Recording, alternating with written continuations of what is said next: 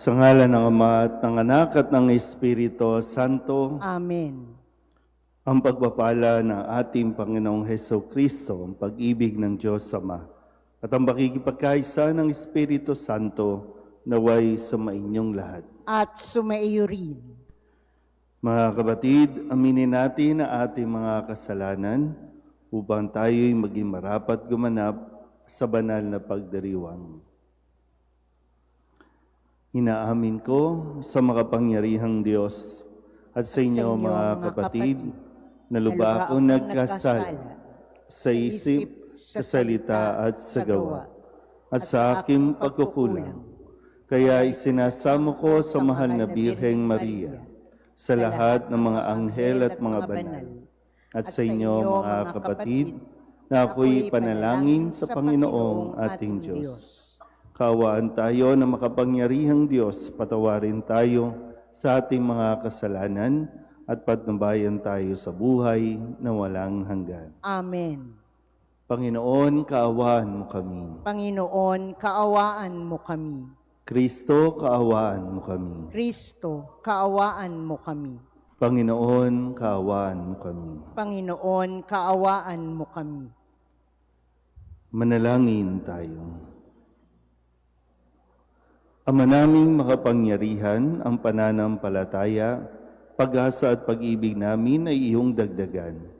At gawin mong mahalin namin ang iyong mga kautusan, upang sa mga pangako mo, kami maging dapat makinabang sa pamamagitan ni Jesucristo, kasama ng Espiritu Santo, magpasawalang hanggan. Amen.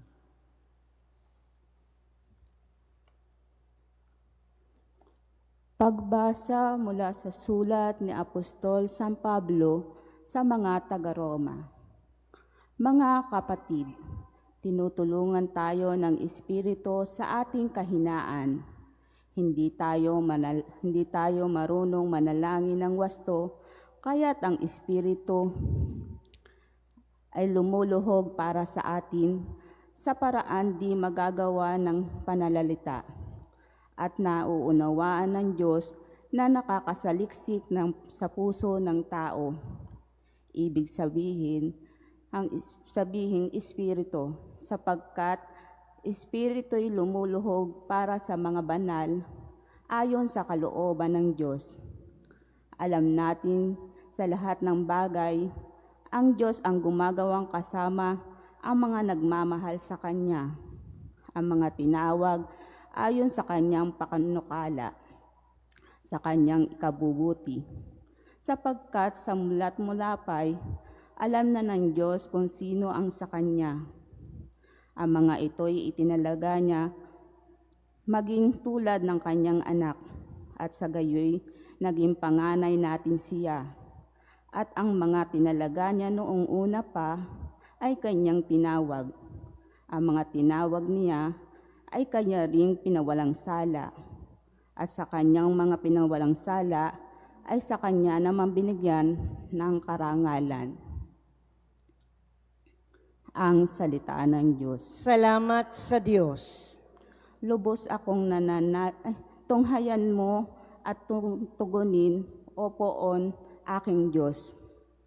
Lubos akong nananalig sa matapat mong pag-ibig. Ibalik mo ang lakas ko ng hiningay di malagot. Ang palalong kaaway, huwag mong bayaang mahambog. Ang malugod na sabihin, nagapi ko siyang lubos. Lubos akong nananalig sa matapat mong pag-ibig. Lubos akong nananalig sa pag-ibig mong matapat. Nagagalak ang puso ko dahil sa iyong pagliligtas. Aawitan kita, poon, aawitan buong galak, dahilan sa kabutihan sa aking ginawad. Lubos akong nananalig sa matapat mong pag-ibig. Tatayo na po ang lahat.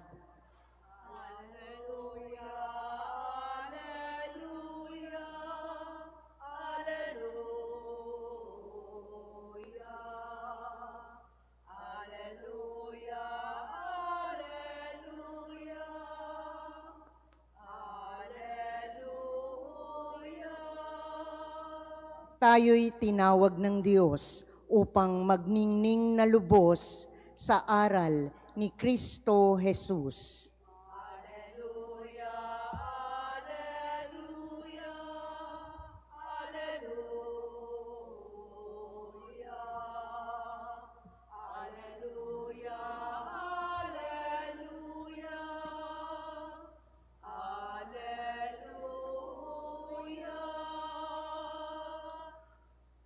Sumainyo ang Panginoon. At sumaiyo rin. Ang mabuting balita ng Panginoon ayon kay San Lucas. Papuri sa iyo, Panginoon. Noong panahong iyon, nagpatuloy si Jesus sa kanyang paglalakbay.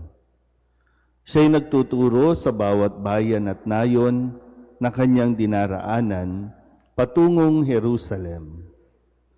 May isang taong nagtanong sa kanya, "Ginoo, kakaunti po ba ang maliligtas?" Sinabi niya, "Pagsikapan ninyong pumasok sa makipot na pintuan. Sinasabi ko sa inyo, marami ang magpipilit na pumasok, ngunit hindi makakapasok. Kapag ang pinto'y isinara na ng puno ng sambahayan, magtitiis kayong nakatayo sa labas at katok ng katok. Sasabihin ninyo, Panginoon, papasukin po ninyo kami. Sasagutin niya kayo, hindi ko alam kung taga saan kayo. At sasabihin ninyo, kumain po kami at uminom na kasalo ninyo, at nagturo pa kayo sa mga lansangan namin. Sasabihin naman ng Panginoon, hindi ko alam kung taga saan kayo. Lumayo kayo sa akin, kayong lahat ng nagsisigawa ng masama. Tatangis kayo at mangangalit ang inyong ngipin kapag nakita ninyong nasa kaharian ng Diyos sina Abraham, Isaac at Jacob at ang lahat ng mga propeta. At kayo na may ipinagtabuyan sa labas. At darating ang mga tao buhat sa silangan at kanluran, sa hilaga at timog, at dudulog sa hapag sa kaharian ng Diyos. Tunay ngang may nahuhuling mauuna at may nauunang mahuhuli. Ang mabuting balita ng Panginoon. Pinupuri ka namin, Panginoong Hesukristo. Isang mapagpalang umaga po sa inyong lahat. Ngayon po ay Miyerkules ng ika-30 linggo sa karaniwang panahon. May tanong po sa ating ebanghelyo ngayon na lumapit kay Jesus at kanyang tinanong, kakaunti po ba ang maliligtas? Tingnan nyo nga po yung katabi ninyo. Maliligtas kaya? Kasama kaya tayo sa kakaunti? Pero ang sabi naman ni Kristo, ang kanyang sagot ay, pagsikapan ninyong makapasok sa makipot na pintuan. Imagine niyo po, no? Yung pintuan, makipot. Hindi ka pwedeng magdala ng maleta. Hindi ka pwedeng magdala ng mga baggages. Kasi hindi ka kasya. Tanging ikaw lang ang kakasya. Pero sana po, no, bagamat ayaw na ayaw kasi natin pinag-uusapan yung panahon na tayo po ay lilisan na sa mundong ito. Talagang attached tayo sa mundong ito at ayaw natin itong iwan na minsan akala natin pag-aari natin ng mundo o hawak natin ang sarili nating buhay. Pero pag tinatanong kasi tayo, gusto naman nating maligtas. Pero ano bang ginagawa natin para maligtas?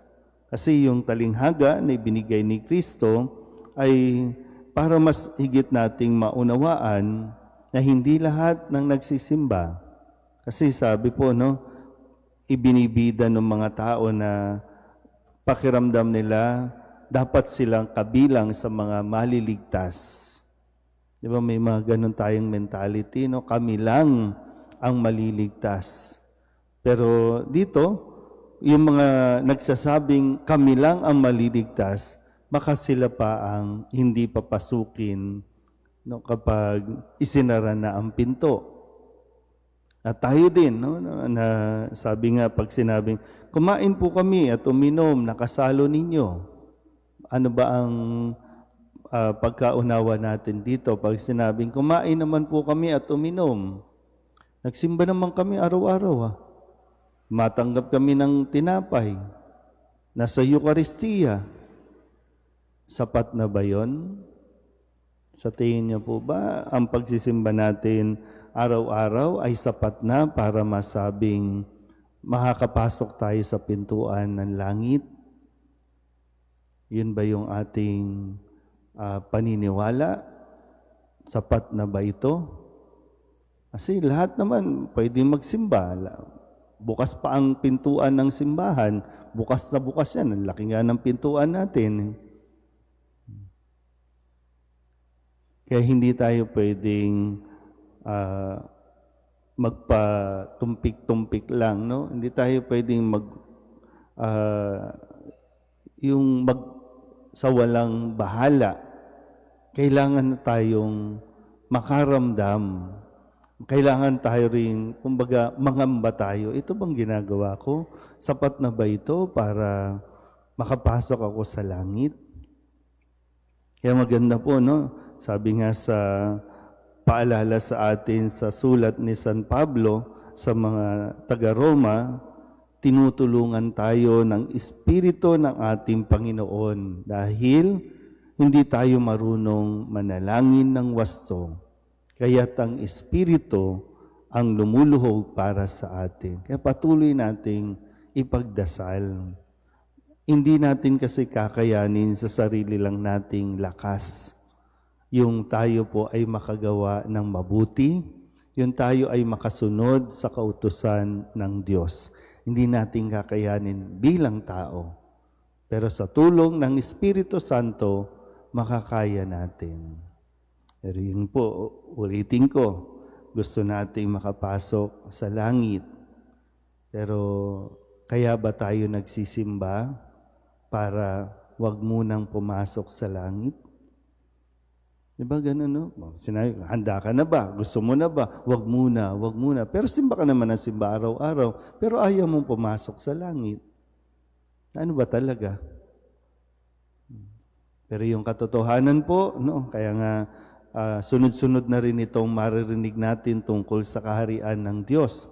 Kasi patapos na, no, yung liturhiya natin, yung kalendaryo natin sa simbahan, patapos na. Kaya yung mga tema ay laging sa paghahanda, pagdating ng hari. Pero ngayon pa lang, sana po, no, ihanda ang sarili, hindi dapat matakot, kundi maging tapat tayo sa atin pong mga tungkulin. Amen.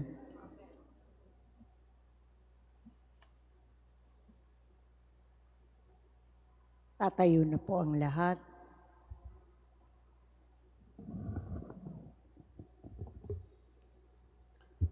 Oratio Imperata para sa katapatan, katotohanan at katarungan. Amang makapangyarihan sa lahat, ikaw ang gumabay sa iyong bayan mula sa pagkaalipin, bilang haliging ulap sa araw at haliging apoy sa gabi. Sa panahong ito ng pandilimlang at katiwalian na bumabalot sa aming bayan, ipamalas mo sa amin ang iyong liwanag na nagtataboy sa lahat ng dilim. Inaamin namin, kami rin ay madalas lumakad sa kadiliman. Sa aming pananahimik, pakikibit balikat at kawalang pakialam. Hinayaan mong naming lumaganap ang kasinungalingan at umusbong ang katawilian.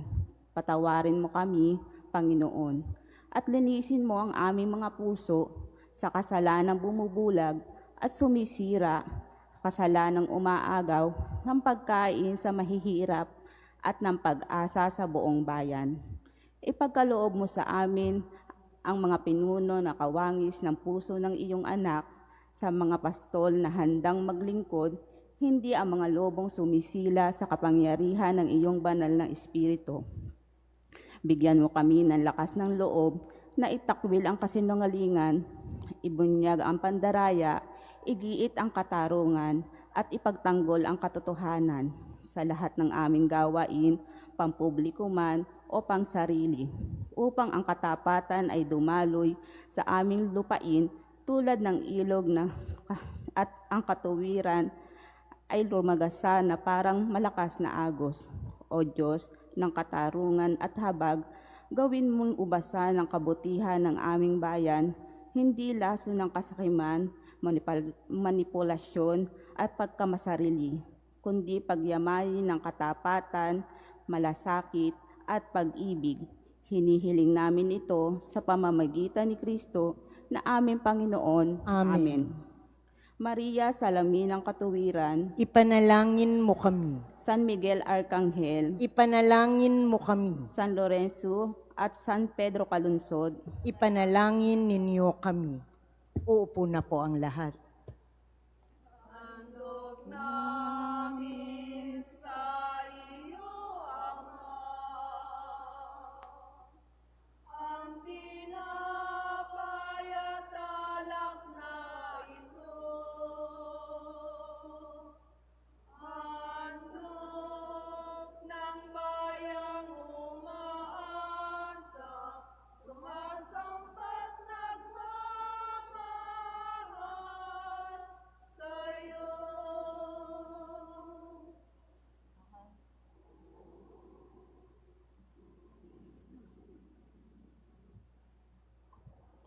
Manalangin kayo mga kapatid upang paghahain natin ay kalugdan ng Diyos amang makapangyarihan. Tanggapin nawa ng Panginoon itong paghahain sa iyong mga kamay, sa kapurihan niya at karangalan, sa ating kapakinabangan at sa buong sambayanan niyang banal.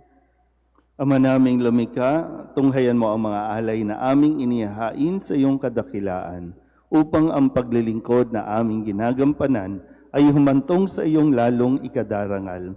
Sa pamamagitan ni Jesucristo, kasama ng Espiritu Santo, magpasawalang hanggan. Amen. Sumainyo ang Panginoon. At sumaiyo rin. Itaas sa Diyos ang inyong puso at diwa. Itinaas na namin sa Panginoon. Pasalamatan natin ang Panginoong ating Diyos. Marapat na siya'y pasalamatan. Ama naming makapangyarihan, tunay ngang marapat na ikaw ay aming pasalamatan.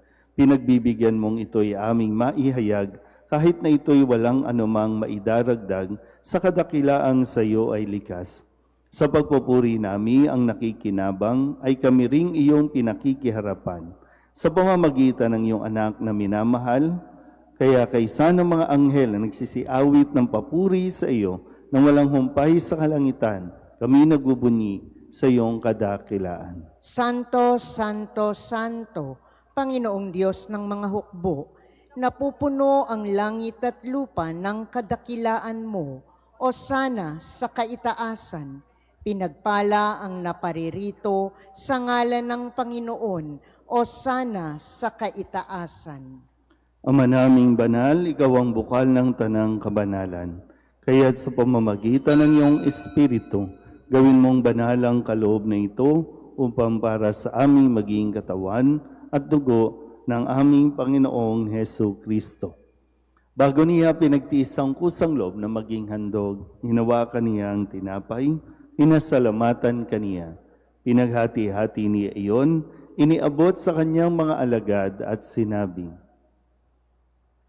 "Tanggapin ninyong lahat ito at kanin, ito ang aking katawan na ihahandog para sa inyo."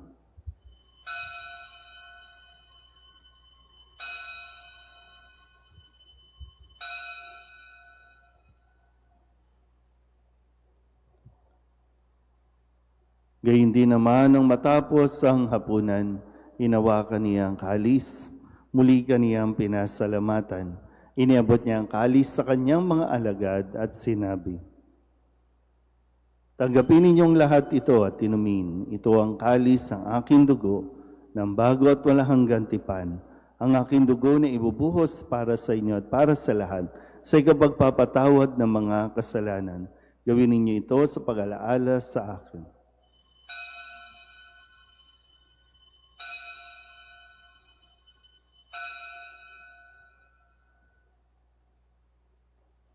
Ipagbunyi natin ang misteryo ng pananampalataya. Si Kristo'y namatay, si Kristo'y nabuhay, si Kristo'y babalik sa wakas ng panahon. Ama, ginagawa namin ngayon ang pag-alaala sa pagkamatay at muling pagkabuhay ng iyong anak. Kaya tiniaalay namin sa iyo ang tinapay na nagbibigay buhay at ang kalis na nagkakaloob ng kaligtasan. Kami napapasalamat dahil kami iyong minarapat na tumayo sa harap mo para maglingkod sa iyo. Isinasamo namin kami magsasalo-salo sa katawan at dugo ni Kristo ay mabuklod sa pagkakaisa sa pamamagitan ng Espiritu Santo. Ama, lingapin mo ang iyong simbahang laganap sa buong daigdig. Puspusin mo kami sa pag-ibig kay San Leon na aming Papa at ni Jose na aming Obispo at ng Tanang Kaparian. Alalahanin mo rin ang mga kapatid naming nahimlay na may pag-asang sila'y muling mabubuhay, gayon din ang lahat ng mga pumanaw. Kawaan mo sila at patuloyin sa iyong kaliwanagan. Kawaan mo at pagindapating kaming lahat na makasalo sa iyong buhay na walang wakas. Kaysa ng mahal na Birheng Maria na ina ng Diyos, ng kabiyak ng puso niyang si San Jose. Kaysa ng mga apostol at ng lahat ng mga banal na namuhay dito sa daigdig ng kalugod-lugod sa iyo, may pagdiwang nawa namin ang papupuri sa ikararangal mo sa pamamagitan ng iyong anak na aming Panginoong Heso Kristo. Sa pamamagitan ni Kristo, kasama niya at sa Kanya, ang lahat ng parangal at papuri ay sa iyo, Diyos samang makapangyarihan, kasama ng Espiritu Santo, magpasawalang hanggan.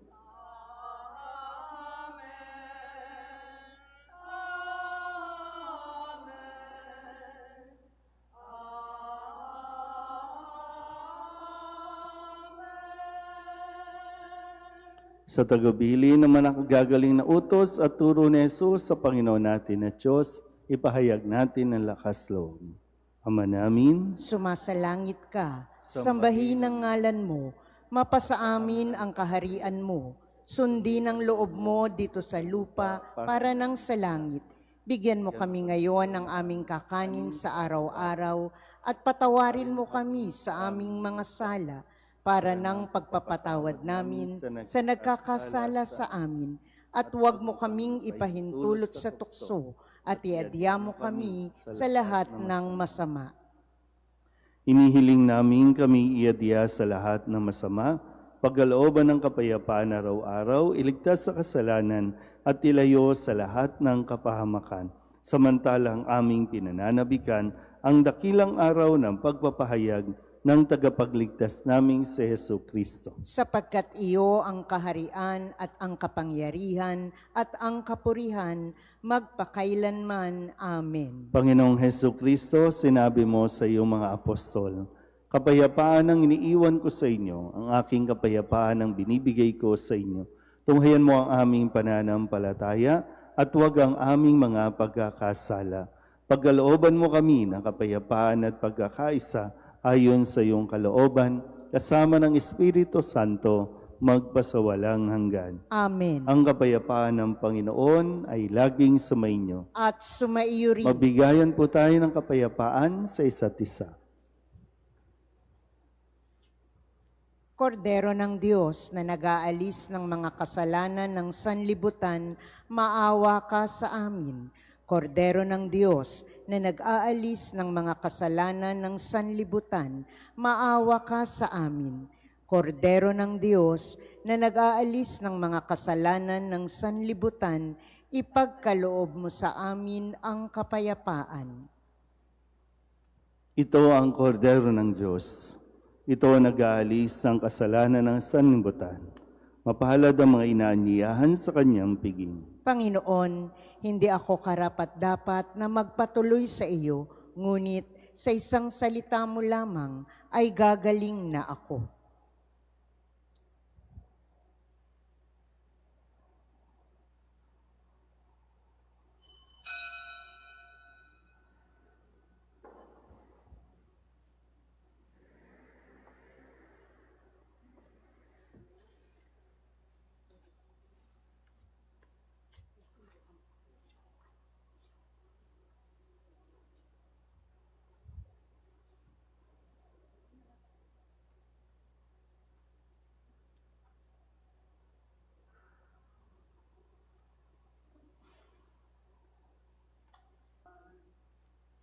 Luluhod po ang lahat para sa panalangin kay San Jose.